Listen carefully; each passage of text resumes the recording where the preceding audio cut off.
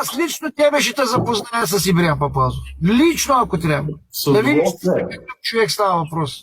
С удоволствие, защото аз имам отношение към джаза. Той е виртуоз. Кой на тази тема пък нямам думи. Точно това. Да, няма нещо, което да не може да го изсвири. Нали? С извинение в газа си свирка да сложи и ще свири. Гаранция ти дам. Че път ти казвам аз, няма такъв човек. Така. Добре, с удоволствие. Той какво прави сега? Жив, здрав? Той вече си е възрастен човек, на 52 наборе. И нали, добре, и здрав е с Кака Мария двамата. И където вика по участие ходи и свири и така. Какво да прави човека? Той ходи и свири. Това означава, че е само 4 години по-възрастен от мен. Ама разликата е много голяма. Аз съм 56-ти, той е 52-ти. Да. Какво толкова възрастен?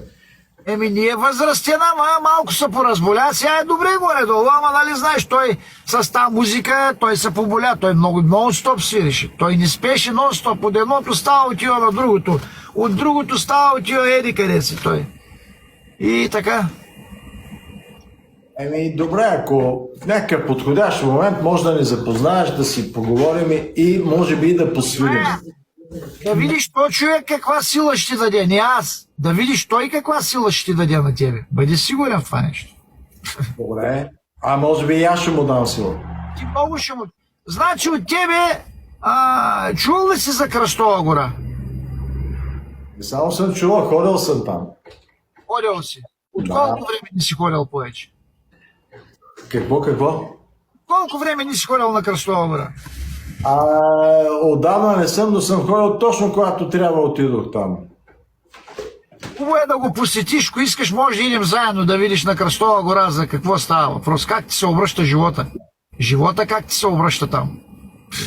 Аз там почувствах това, за което ми казваш. Ходил съм и съм го почувствал. Айде, Армен! Магал!